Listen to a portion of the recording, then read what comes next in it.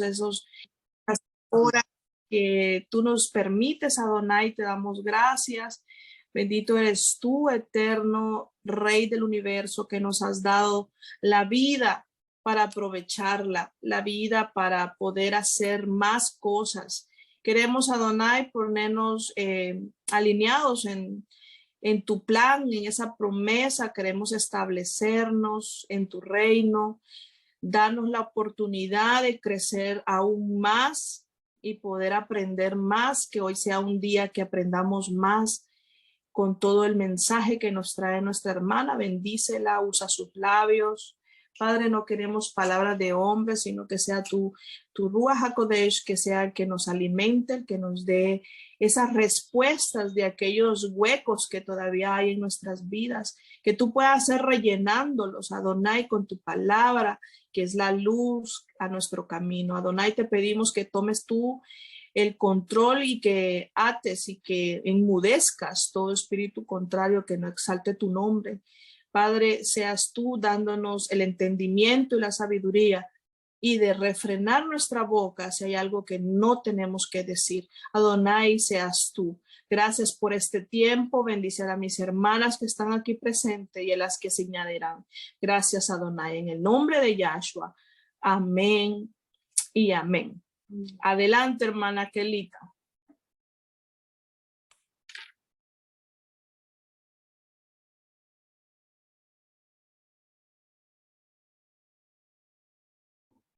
¿Lo pueden ver ahora? Háganme un sí, que yo no les veo. Sí, ¿verdad?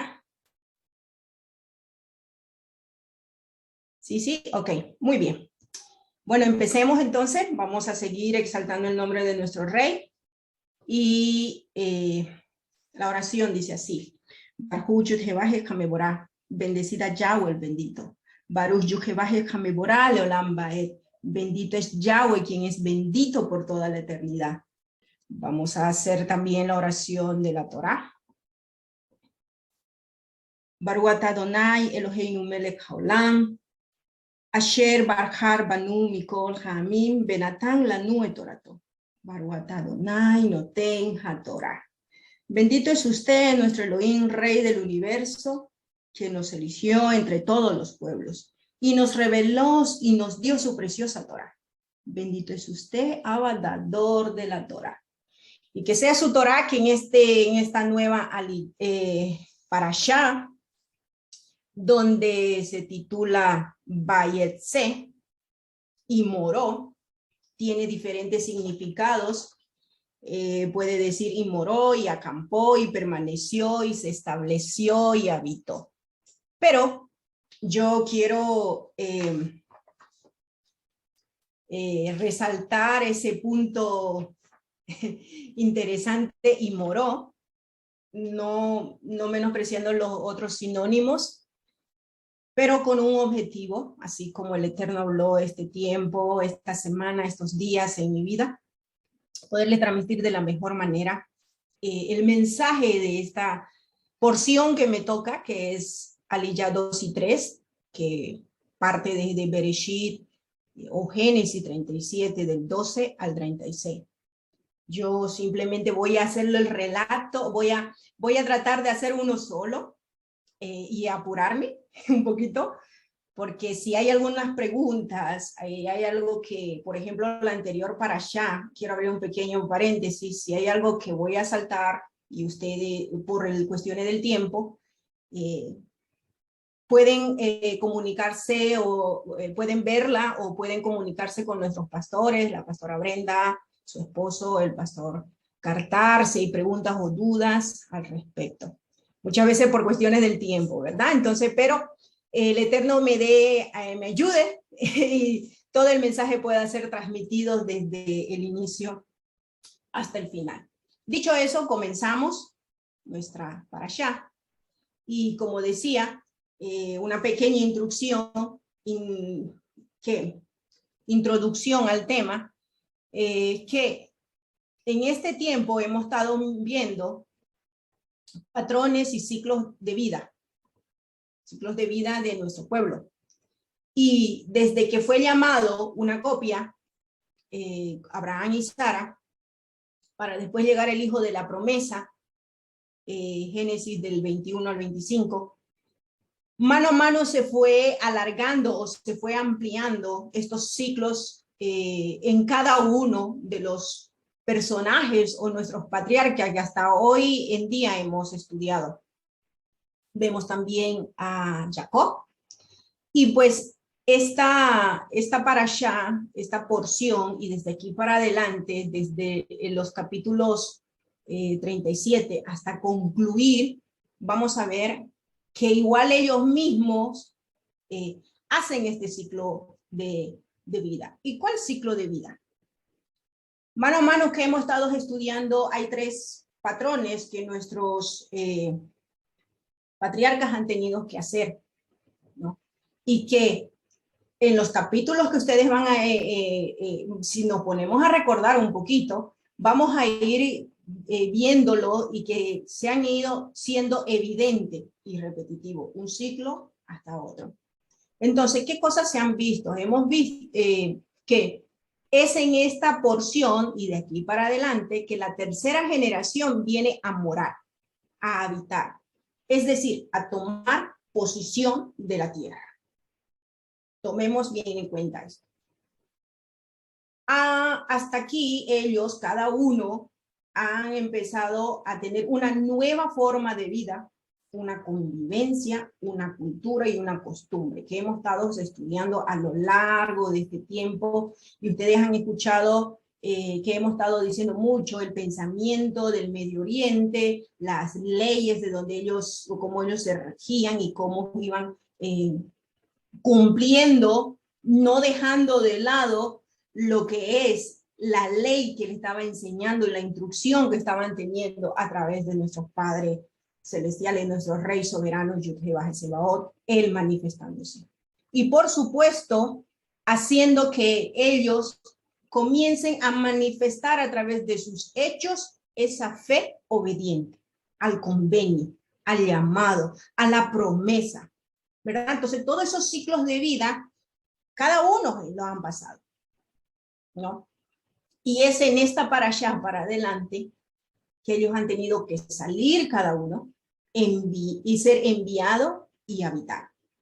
Es decir, que la secuencia de nuestros padres, que ahora ya a partir de estos versículos para adelante vamos a ver que nace la primera parte de la nación, porque ahora ya ya hemos aprendido que ya hemos estudiado que son 12 hijos, y bueno, y aquí se empieza a enriquecer ese mismo ciclo, pero ya no en un ciclo, en un circulito pequeñito, sino en un círculo más y más grande, porque son 12 hermanos, 12 tribus, 12 reyes, con familias, con nietos, etcétera, etcétera. Entonces, yo les invito que a través de ese punto de vista estudiemos esta segunda lilla. Recordemos esta, yo quisiera que ustedes tengan, por eso lo subrayé, en cuenta salir, enviar y habitar. ¿Ok? Dicho eso, pues comenzamos la lectura. Y dice, en Bereshit 37, del 12 al 14. Después de esto, cuando sus hermanos habían ido a pastorear las ovejas de su padre en Shechem o Siquem, Israel le preguntó a José, ¿no están tus hermanos pastoreando las ovejas en Shechem? Ven y te enviaré a ellos. Y él respondió, Hineni. Una de las cosas que tenemos que recordar de los diferentes sucesos que pasaron en Shechem o en Siquem, ¿verdad? Recordemos recientemente el problema de Dina. También Jacob, Abraham pasó por ahí y el Eterno se le apareció y le dijo, te voy a dar la tierra, la promesa. Isaac, de igual manera, todos, pero todos, como se dice, subieron. Recordemos esto, siempre cuando miramos a nuestra tierra, subimos. Y cuando nos alejamos, bajamos. Y eso tiene una forma práctica de aplicarlo a nuestra vida. Cuando nos acercamos al Eterno, cuando buscamos más su palabra, subimos espiritualmente. Pero cuando dejamos de mirarlo, bajamos espiritualmente y es más fácil que nuestra carne o nuestro ese yo que tiene que estar sujeto y puesto a tierra empieza a subirse. Y este punto aquí es muy importante porque dice, no, tus hermanos no están pastoreando en Shechem. Recordemos que también ahí vivían los, ¿cómo se llama? Unos de los hebeos, si no me equivoco. ¿Ok? Cuando pasó lo de Hamor, lo de Dina.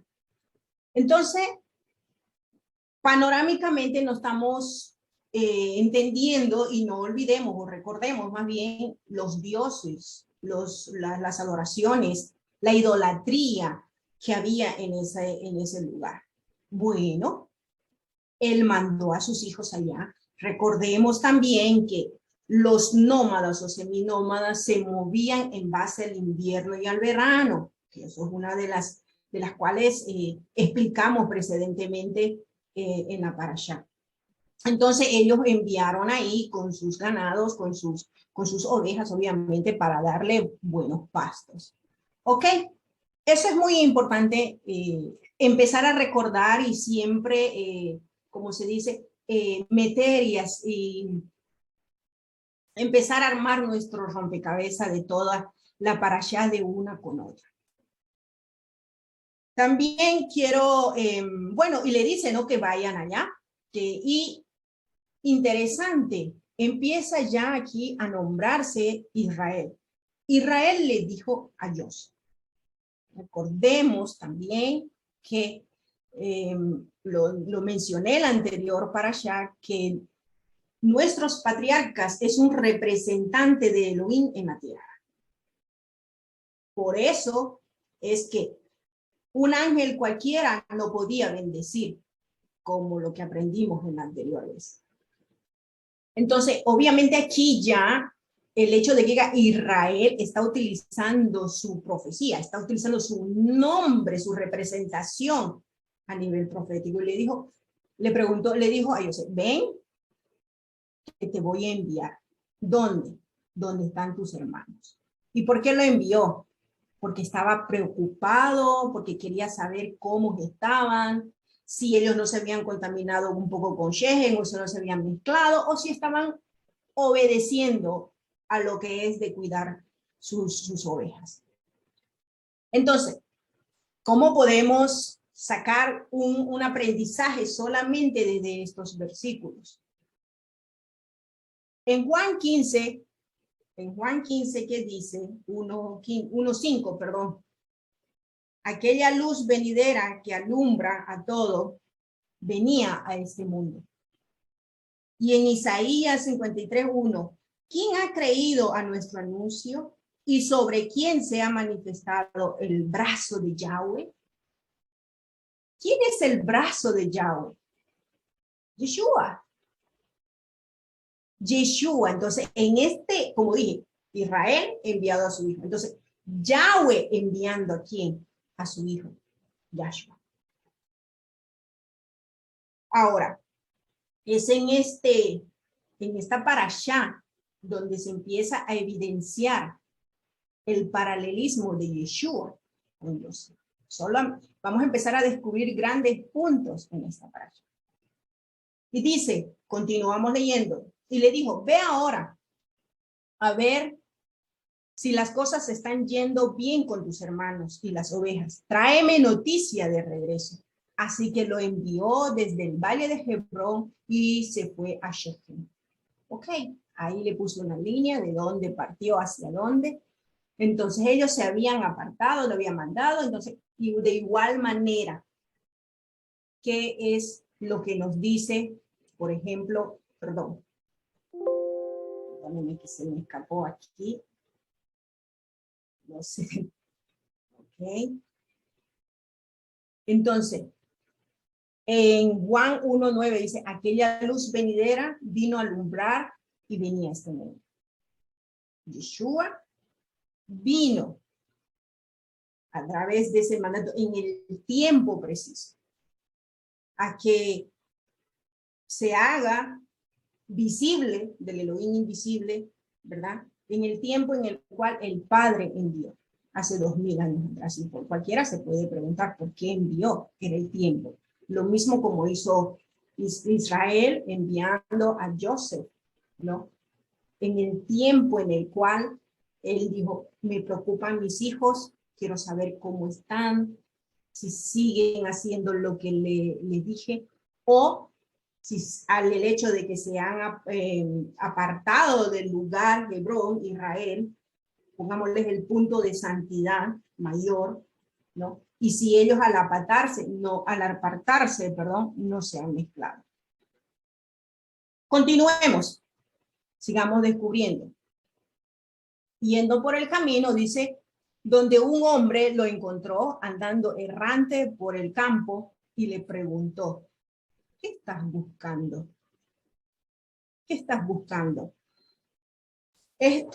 Algo interesante es que nadie sabe el origen de este hombre. Algo interesante que no dice ni tampoco su nombre. Y un detalle interesante también. ¿Será que fue solo Joseph? Recordemos, y hemos estado aprendiendo que el patriarca, nuestros patriarcas tenían siervos, siervas, y el movimiento que él hizo de su campamento fue una estrategia militar. Y si él es el rey representante aquí en la tierra, entonces él envió al resto de sus hijos, pero no envió a Joseph, su primogénito. Entonces, pensemos un poquito, ¿será que no lo envió con alguien para que lo cuide? Si era el primogénito, si era el que iba a seguir, ¿no? Ese patrón de la primogenitura y la bendición, era obvio que tenía que estar bien guardado, ¿verdad? Entonces, volvemos al relato. Un hombre, lo encontró un hombre y le preguntó, ¿qué haces buscando? Interesante. No le dijo dónde vas o de dónde viene. Yo no sé si a ustedes esas preguntas le empiezan a quemar neuronas, como le hicieron conmigo, o le empiezan a despertar, como también se la despertaron las mías, porque podemos relacionar que ese hombre le indica el camino, ¿verdad? Verso más adelante dice, yo no escuché, dice verso más adelante, yo le escuché que estaban aquí y se fueron para tal lugar. Pero la voz que clama en el desierto, según Mateo, en aquellos días vino Juan el Bautista, predicando en el desierto de Judea, diciendo, arrepentíos porque el reino de los cielos se ha acercado. Pues este es aquel de quien habló el profeta Isaías diciendo, voz que clama en el desierto, preparad el camino del Adón, enderezad las sendas.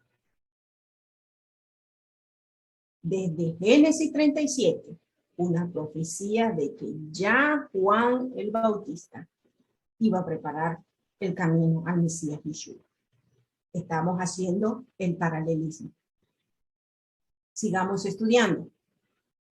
Entonces, dice, estoy buscando a mis hermanos. Y él le respondió, dime por favor, ¿dónde están pastoreando mis hermanos? Entonces, cuando él le respondió, le dice que sus hermanos se habían ido hacia Dotán. Ahora, ¿qué le viene en mente a usted? ¿Acaso Yeshua no dijo, yo he venido por las ovejas perdidas de la casa de Israel? Como dice, y el que en su nombre se predica el arrepentimiento para el perdón de los pecados a todas las naciones, comenzando desde Hebrón, desde Jerusalén. A Siquén, y de Siquén a Dotán. Es decir, al resto del mundo. ¿Y dónde se habían ido sus hermanos? Sus hermanos se habían ido de Siquén. En otras palabras, se habían apartado más y más. Y Dotán, algo interesante de Dotán, es que se sabe muy poco de ese lugar, Dotán. Esa región más adelante va a pertenecer a una parte de Manasés, pero una de las cosas que en ese lugar se adoraba también a los dioses como Baal y Astarta. Y en ese lugar tomaron muchas características de culturas y costumbres de la antigua Mesopotamia. Entonces, ¿qué estaban haciendo los hermanos? Se estaban desviando más, estaban empeorando, estaban, en otras palabras, bajando su nivel de santidad. Y él se fue. Joseph se fue tras sus hermanos y los encontró en Dotán. Entonces, en Mateo 3, del 7, 3 del 7 del 8, vamos a leerlo. A ver si lo tengo aquí. Dice,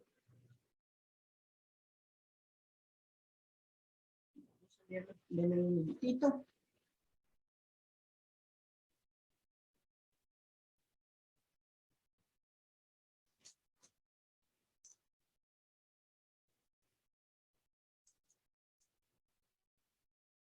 Mateo 3, no, Mateo,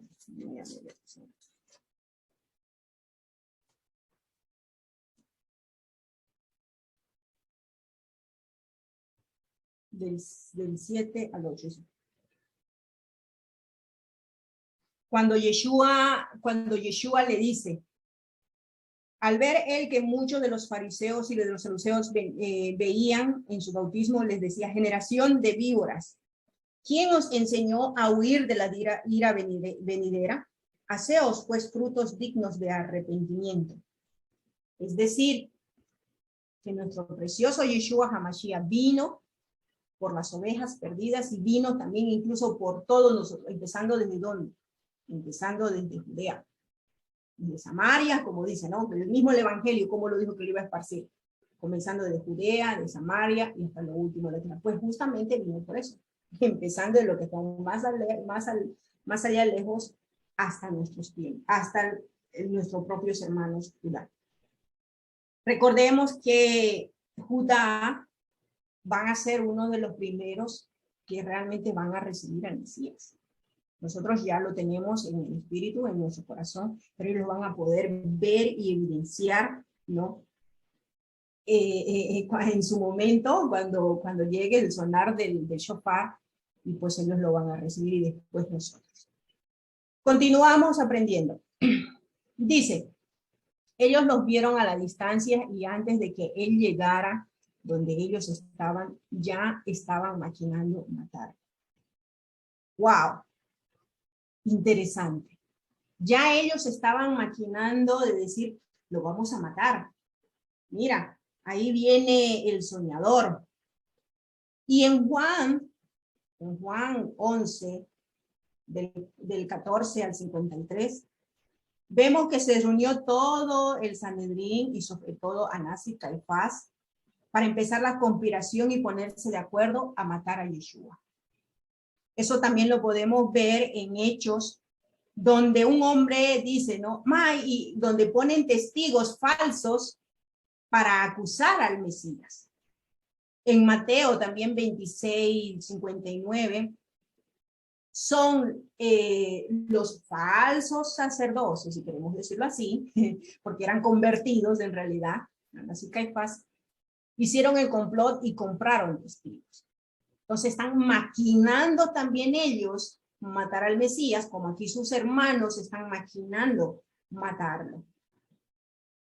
Ellos se dijeron el uno al otro, miren, este soñador está viniendo, así que vengan ahora, vamos a matarlo y echarlo en una de estas cisternas de agua que hay aquí. Entonces diremos que un animal salvaje lo devoró. Veremos entonces qué será de sus sueños. ¡Wow! Ahora, en Juan 7 del 25 del 25 al 30, vamos a verlo un poquito.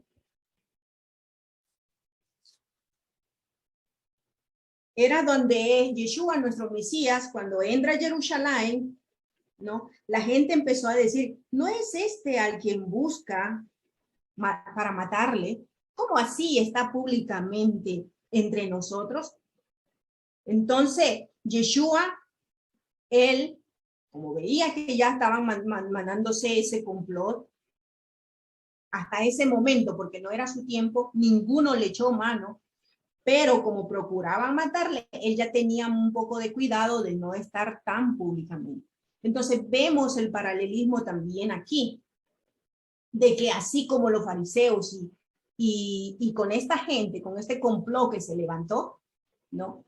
Para matarlo al Mesías, de igual manera aquí sus hermanos, ¿no? Estaban haciendo ese mismo complot para matar al Mesías. Y dice, y echarnos en una cisterna.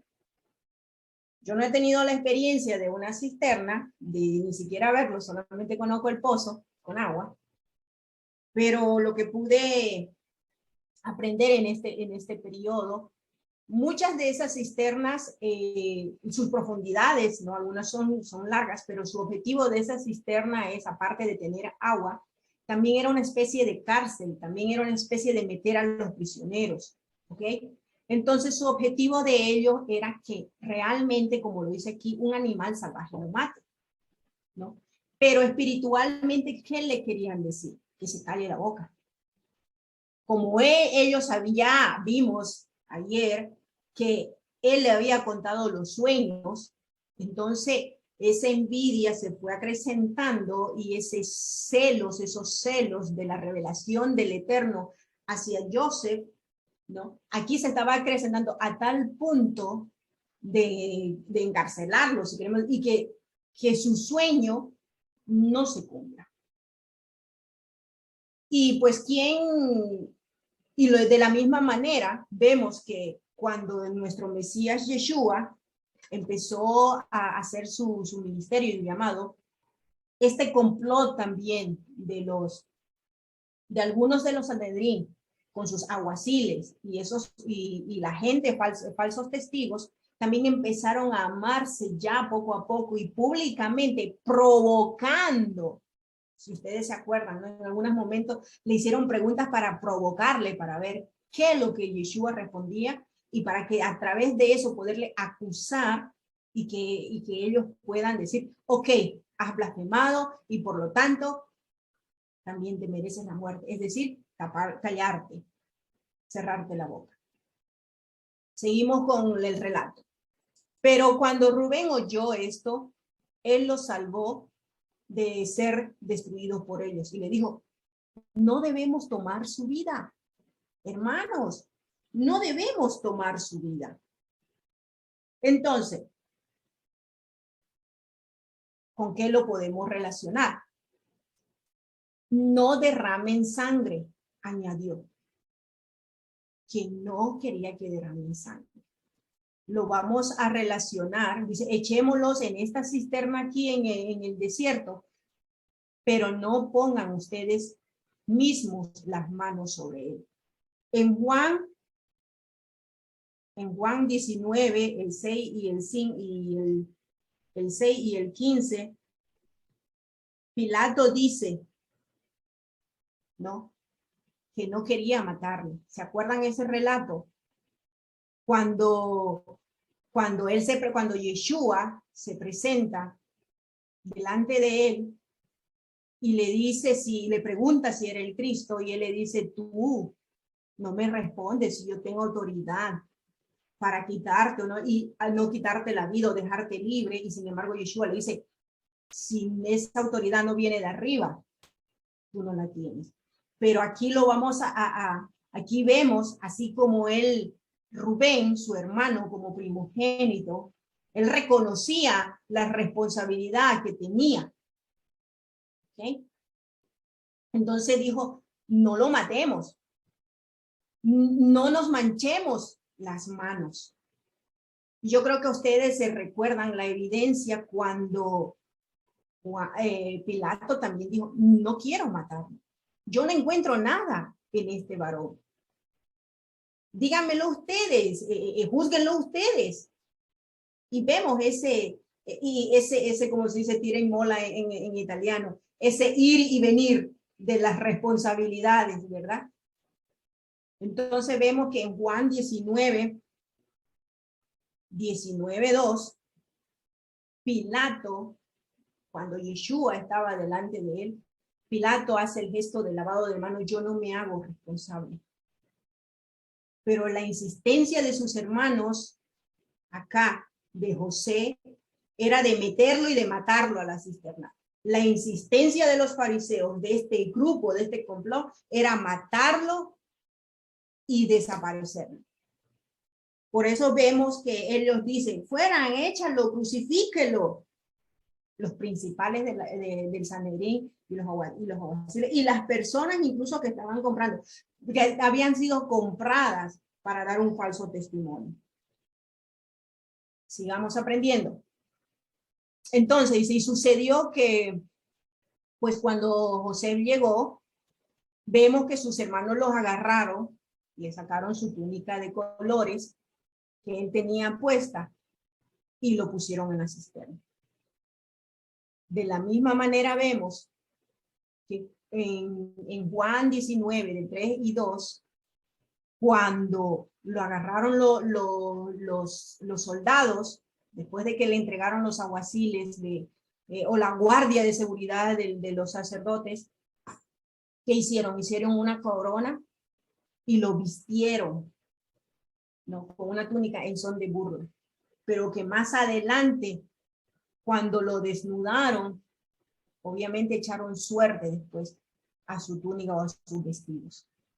Vemos hasta aquí este paralelismo de cómo nuestro hermano Joseph, que cada paso que ha estado el Eterno permitió proféticamente, también nuestro Mesías Yeshua estaba tomando posición literal como tal desde cuando él vino. Entonces lo agarraron, dice, y lo echaron en la cisterna. La cisterna estaba vacía, sin ninguna agua en ella.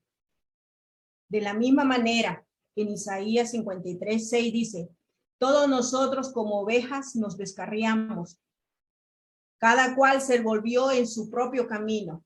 Sin embargo, Yahweh cargó sobre Yeshua la culpa de todos nosotros, y a pesar de ser maltratado, fue sumiso, no abrió su boca.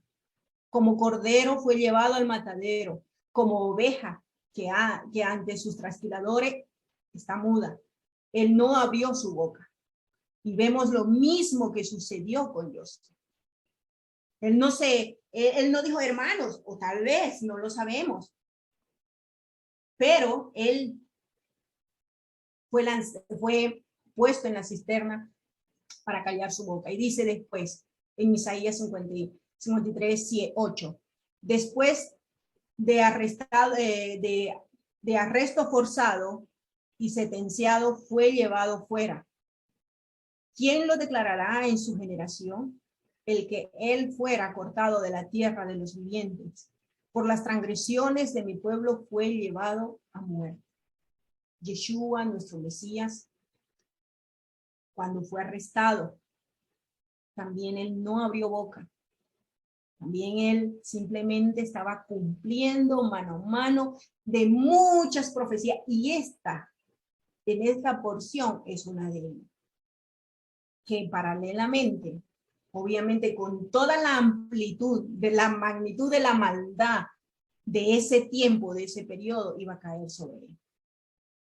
Y bendito sea su nombre por esa obra redentora. Continuamos. Entonces ellos se sentaron a comer. Interesante. Se sentaron a comer. Después de que lo pusieron en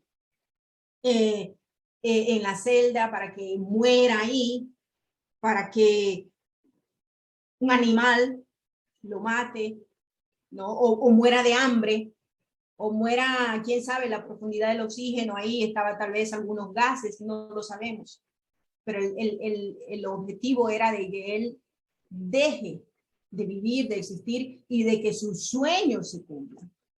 De la misma manera, el enemigo Sabíamos que hasta ese momento él había vencido a la muerte.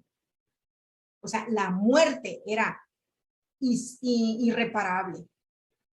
Y no había ni hasta ese momento ni un ser humano en el cual el Eterno, sin su gracia, el poder resucitar. Entonces hasta ese momento vemos cómo toda esa tiniebla y oscuridad que pasó nuestro Joseph, también nuestro Mesías, lo venía pasando. Y después de eso, ¿qué pasó después de? Dice que ellos se sentaron a comer. Entonces, ¿cómo lo podemos relacionar ahora? ¿Quién se sentó a comer? En Juan 18, volvemos a Juan 18. Voy a leerlo.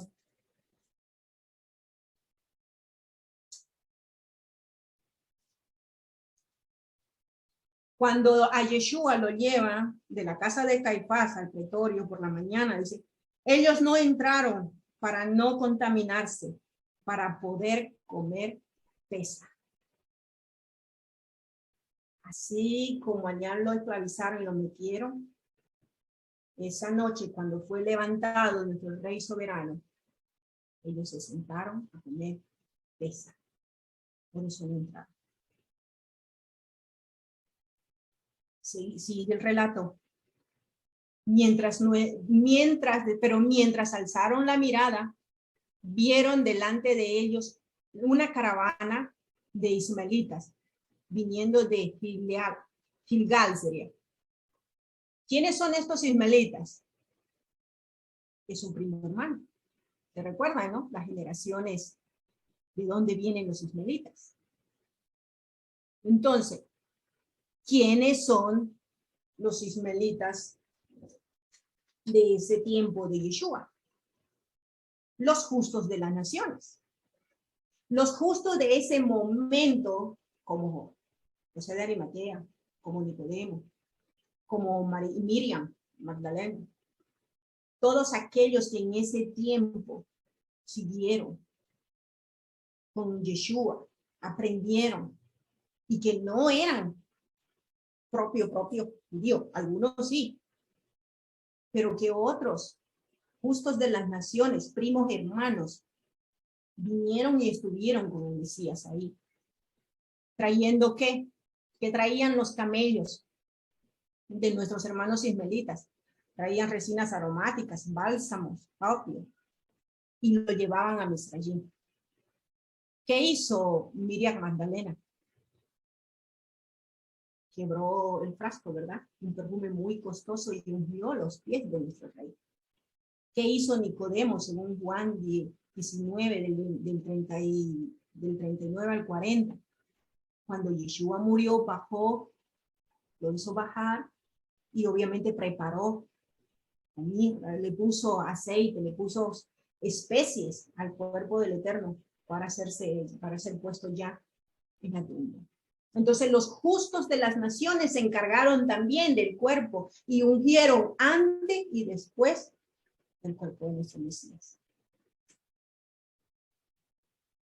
Y ahí vemos una foto encontré de Miriam Magdalena ungiéndole los pies del Eterno, de nuestro Mesías Yeshua. El verso 26 dice que Yehudá dijo a sus hermanos, ¿de qué nos aprovecha si matamos a nuestros hermanos y cubrimos su sangre? Wow. Se levantó Judá.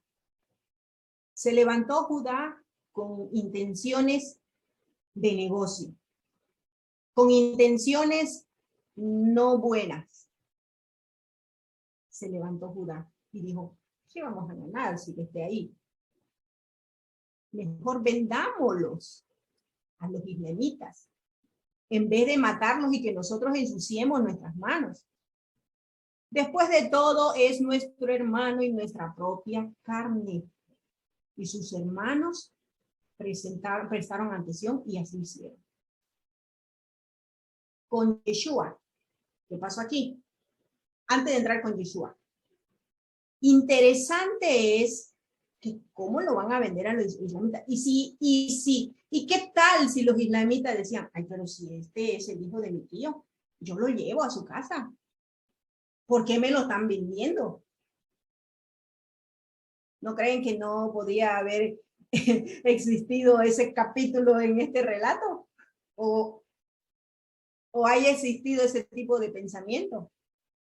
Corrieron un riesgo muy alto aquí. Pero como estamos haciendo el paralelismo de la profecía, que los justos de las naciones son los ismaelitas, son los que son de la otra casa, los primos hermanos, entonces el Eterno permite que sea de esa manera. Y en Isaías 53:4 dice, de hecho, dice, Él cargó nuestras enfermedades, nuestros dolores, los cuales Él sufrió, sin embargo, lo tuvimos por castigo, golpeándolo y afligido por Elohim Yahweh. Pero Él fue herido por causa de nuestros pecados, manchado por causa de nuestras iniquidades. El castigo de nuestra shalom cayó sobre él y por sus llagas hemos sido sanados. Yeshua, nuestro Mesías, llevó todo ello. Repito de nuevo. Si bien hubo una parte de nuestros hermanos de casa de Judá en su tiempo, hicieron callar a muchos la boca. No quisieron reconocer, pero también tuvieron culpa, como por ejemplo, Juan, que era un levita, y hizo entrar a Caifás y presenciar todo el castigo, todo lo que fue golpeado, todos los interventos que nuestro Mesías Yeshua sufrió en ese momento. También son culpables y no dijeron nada. ¿Verdad? Entonces no le echemos tanta culpa, como se dice, no le echemosle todo lo malo o responsabilidad a mi hermano mayor, sino que también de nuestra casa hay responsabilidades y también tenían ellos culpa, porque ¿qué dice en Levítico 5:1, si no me equivoco? Si un testigo lo ve o escuchó y no lo avisó, es culpable. Entonces no sabemos cuántos más, o aún podemos meter aquí a los discípulos de Juan en su periodo, y eran hijos de levitas, que también vieron la situación con el Mesías, pero callaron. Muchos en los tiempos de nuestro Mesías Yeshua tuvieron que callar por las circunstancias políticas y gobernantes en ese momento del Imperio Romano, en los cuales, si ustedes recuerdan, el relato, si no me equivoco, el relato de Gilel, cuando le dicen, no, varones judíos, si esto es del Mesías, porque se habían levantado muchos Mesías, y le dicen, no, pero si este como él y aquello que murió y el grupo se deshizo, pues si esto va a ser así, déjenlo. Cuando fueron presos sus discípulos. Pero si es del Eterno, pues presten atención. No vayan a ser que estén luchando contra Dios. Bueno, entonces hasta aquí hemos visto el paralelismo de nuestro Mesías Yeshua en cuanto a todo hasta este momento lo que ha ido pasando Joseph. Cada paso y cada actitud, incluso de Judá, ¿no? Y de Rubén, y los personajes también, personajes paralelos en los tiempos de nuestro Mesías Yeshua. En el verso 28 dice, entonces cuando pasaban los mercaderes, los madianín, ellos sacaron a Joseph de la cisterna y lo vendieron por media libra, es decir, por 20 shekel de plata, a los islamitas, quienes los llevaron a Misrayim. Ok, yo sé que muchos han hecho paralelos de la venta, ¿verdad? De Joseph, con las 30 monedas de plata de nuestro Mesías Yeshua, con la siguiente venta hacia Potifar. Pero yo quiero en esta oportunidad relacionarlo, los 20 libras de plata, o media libra, me dice que son 20 shekels de plata, con las dos generaciones, la generación de Jacob y la generación de Joseph. Esas dos generaciones se establecieron, moraron, habitaron, como dice el nombre de esta parashá, en la tierra prometida. Durante ese periodo de tiempo, si recordamos, o en el transcurso de los siguientes parashot, vamos a recordar lo que ellos vivieron en Shalom, dentro de la tierra prometida, como también cuando el Eterno permitió que hagan su éxodo hacia Egipto. Porque vemos también que ellos a ir y toda la familia entrar, entonces vivieron en Shalom, en bendición en la tierra de Gosén dentro de Egipto. Entonces por eso me gustó esta aplicación, esta enseñanza, y se las comparto, que los 20 ciclos de plata, aplicarlas para las dos generaciones en la cual vivió en Shalom, en la cual moró, habitó en la tierra. Entonces dice, cuando regresó Rubén a la cisterna, al ver que Joseph no estaba allí, rasgó su vestido en señal de duelo. Es algo muy interesante el rasgar sus vestidos, y vemos también otros paralelismos más adelante. Pero quiero continuar la lectura. Dice, él regresó a sus hermanos y dijo, el muchacho no está allí.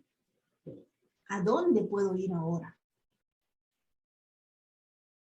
Cuando él regresó a sus hermanos, recordemos cómo lo podemos poner en paralelismo con el tiempo de nuestro Mesías Yeshua. Que muchos judíos en ese periodo, muchos de nuestros hermanos se concentraron en la fiesta, se concentraron en los eventos y no vieron qué sucedió después con el Mesías, hasta después de 40 días, es decir, el 50, Shavuot, donde el Eterno permite que en Hechos 2, ¿verdad?, reciban el fruto,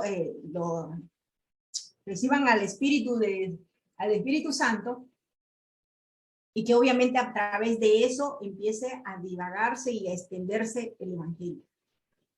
Entonces, de la misma manera, como el Rubén se fue, porque no estaba de acuerdo con sus hermanos, cómo hasta ese momento ellos se estaban conduciendo, cómo hasta ese momento sus hermanos querían matarle, hacer cosas con él, callarle la boca. Entonces dijo, no, yo no soporto esto, se levantó. Imagínense un poco la escena. Pero cuando él volvió ya no estaba. Entonces muchos de nuestros hermanos míos de igual manera. Por eso es que después que el Eterno resucita, después de que el Eterno aparece, ¿no?, ellos vienen a creer, muchos judíos, y vienen a ser parte de la primera quejida ahí en Jerusalén. Y empezarse a levantar el Evangelio, obviamente. E incluso podemos decir que ellos, esos verdaderos, empezaron a reclamar ahí a Anás y Caifás, o a los que se levantaron, era el Cristo. Mira que ustedes lo mataron. Y el poder político de ese tiempo, para callarle la boca, empezó la persecución. Y ellos tuvieron que empezar a esparcirse. Y bendito sea el nombre del Rey, porque eso permitió de que gracias a ese votar y esparcir, llegó a usted y a mí el Evangelio. Continuemos. Ya para concluir, dice, continúa y dice, ¿no? Entonces, ellos recogieron la túnica de Joseph y mataron un cordero y empaparon la túnica con la sangre. Entonces enviaron la túnica de muchos colores y la trajeron a su padre, diciendo, hemos encontrado esto. ¿Sabes tú si es la túnica de tu hijo? Ok. En este último finalizar de la parashá, me imagino a sus hermanos empezar a idear o a maquinar el último show de su teatro, que es, ¿qué le vamos a decir a papá? ¿Cómo le vamos a engañar?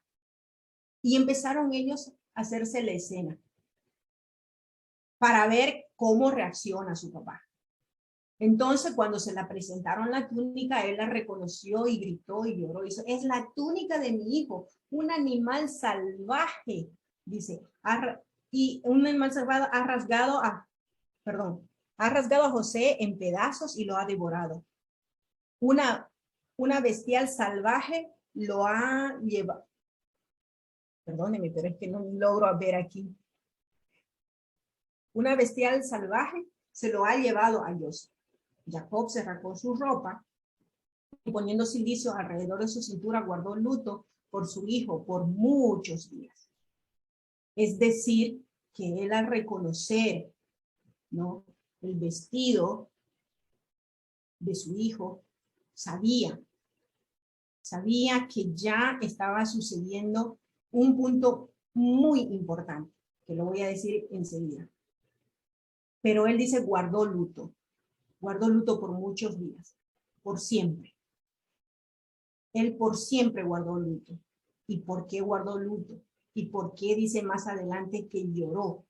Y pues que sus hijos y sus hijas, dice, se reunieron alrededor, hicieron luto los 30 días, que culturalmente hasta ahora hemos aprendido que lo hicieron, y que querían consolar a su padre. Pero él no quiso ser consolado. Dice, descenderé a la sepultura, a mi hijo enlutado, y su padre lloró por él. Entonces vemos esta escena que él al hacer esa expresión grande de gritar y llorar, no estaba llorando porque sus hijos o porque José había muerto, sino que yo me pregunto, un hombre como Jacob, que el Eterno se le presentó 2 veces, que el Eterno le cambió de nombre, que estuvo delante de la presencia. En ese momento, ¿ustedes creen que él se tragó el engaño o el show de sus hermanos? Por eso él lloró y gritó y guardó luto. ¿De dónde venían sus hermanos? De Dotán, de Shechem. Estaban llenos con esa carne en viva, si queremos decirlo, con ese indio cuando se dice, ¿no? Estaban realmente lejos de la realidad. Las acciones que ellos hicieron, lo único que hizo quebrantar el corazón de nuestro patriarca era porque el tiempo de esclavitud se estaba acercando. Ya había empezado el desencadenar de la profecía o de todo lo que le dijo su padre Isaac, su abuelo Abraham. Porque él conocía las profecías a venir. Así como también Joseph, siendo el primogénito, siendo él el que estaba siendo leal al convenio. Recordemos, y ayer un poquito Laura lo dijo, que no era un preferido, sino que él era, porque él le amaba, porque veía en Joseph la lealtad al Eterno y a su padre, al convenio, a continuar todo este ciclo, ¿verdad?, de salir, de enviar y de habitar, a continuar con el ciclo de la profecía. Entonces, por eso lloró, porque no podía, o sea, el dolor tan grande de su padre, de ver de que sus hijos estaban tan mal ubicados en los tiempos proféticos, en lo que estaban tan ellos haciendo sus propias cosas y no viendo las profecías y no viendo los cumplimientos de lo que su padre, su abuelo le habían compartido. Porque recordemos que estaba pequeñito cuando él salió de Aram Parán y fueron con sus padres. Y a la edad que tuvo más o menos, todos recibieron, todos volvieron a ver a su abuelo. Todos conocieron de la misma escritura. Todos conocieron los planes proféticos. Pero era uno el que estaba obedeciendo y tomando, ¿cómo se llama? Conciencia. Y de la misma manera, mis queridos hermanos, cuando usted y yo no cumplimos los convenios, cuando usted y yo faltamos a nuestros compromisos, cuando usted y yo estamos lejos de la realidad que estamos viviendo, nuestro Mesías Yeshua llora en ese sentido. Llora porque somos ignorantes en el momento que estamos, o sea, somos mal ubicados en el momento, en el tiempo. Y eso para nosotros nos tiene que animar en este periodo. Las profecías cada día se van cumpliendo. El plan profético del Eterno se está viniendo. Y tienen que empezar a ver estos tipos de caos, de problemas. Tienen que empezar a ver, ¿cómo se llama? Hambre, persecución. Tienen que empezar a ver, porque si no hay eso, no viene el Mesías. Pero si usted está cómodo en sus cosas, poniendo a las personas, al trabajo, a la familia, al hijo, a quien quiera primero del rey, y no cumple sus mandamientos, y no hace conforme él lo dice, sépalo bien, Yeshua está triste por eso, en tristeza. Y sí, y dice cómo contestar al espíritu, pecando. La empeoramos pecando, voluntariamente, porque nos separamos más y más, nos vamos alejando más y más, como los hermanos se fueron alejando de la realidad. Eduquémonos en este tiempo, aprendamos, estamos en el Shemitah. Bendito sea el nombre del Eterno, que en este periodo, para mí, el estudiar un poco más de su palabra, es el tiempo donde usted y yo tenemos o debemos, mejor así dicho, debemos de buscarlo, porque es tiempo de reposo, de dejar de afligirnos por cosas secundarias y mantenernos enfocados en el convenio que usted y yo hicimos a nuestro rey. Y ese es el verdadera identidad de nuestro pueblo. Y hasta aquí hemos visto que esos ciclos también usted y yo, si nos decimos ser Israel, usted y yo tenemos que hacerlo, por lo tanto tenemos que hacerlo.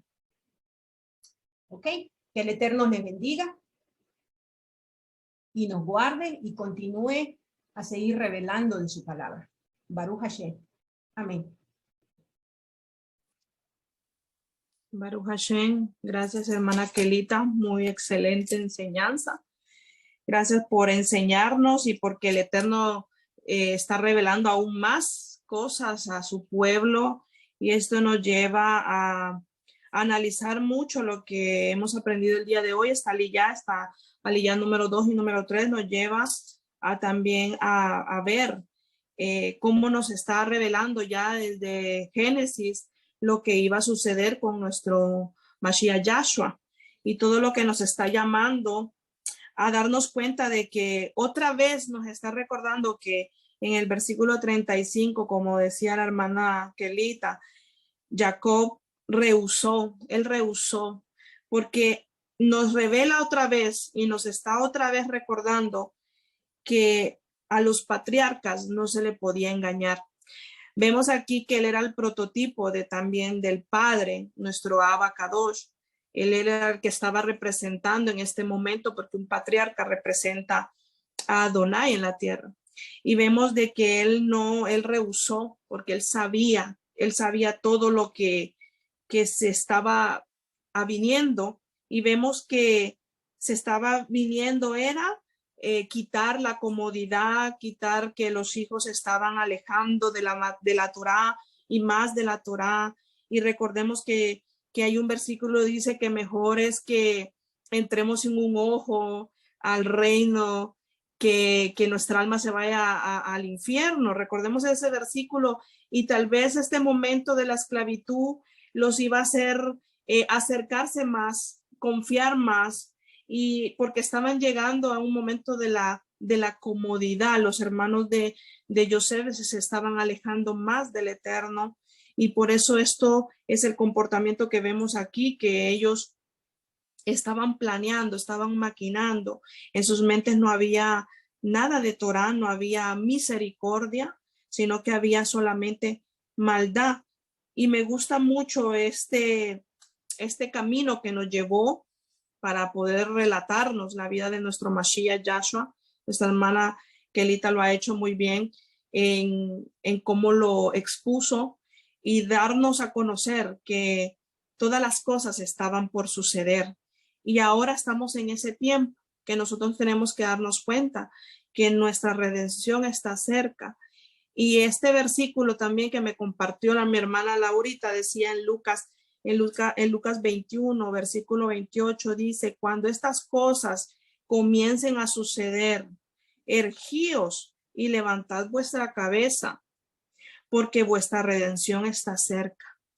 Aquí no está diciendo cuando estas cosas comiencen a suceder, teman o corran o busquen a ver a dónde se esconden.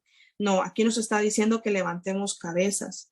Y eso es lo que estaba haciendo nuestro padre Jacob, que ya estaba llegando el momento y que José iba a ser el que iba a salvar no solamente a su familia, sino que también a todas las naciones. Todo esto nos lleva a poder entender y comprender que tenemos que acercarnos, levantar cabeza, parecernos más a José, porque es necesario que tengamos ese comportamiento, ese requisito de que a pesar de que se levanten en contra de la verdad, porque la palabra es la verdad y eso es lo que representaba José. Vemos de que él, a pesar de que él estaba con personas de mala influencia, él nunca se dejó influenciar mal. Él siempre fue un hijo obediente. Por eso yo te invito que te apartes de las personas que hacen mala influencia, aquellas personas que les gusta traer malas influencias o traerte desánimo cuando te dicen esto no es verdad, no guardes Shabbat, el Shabbat lo puedes hacer como a ti te da la gana. Aquí vemos que Joseph se rehusó también a poder ser contagiado de los hermanos, sino que ser la diferencia de todos los hermanos. Aléjate de las personas que te hacen mala influencia, que te traen pensamientos fuera de la Torah, porque esto te va a llevar a hacer la diferencia y estamos nosotros llamados a hacer la diferencia en este mundo.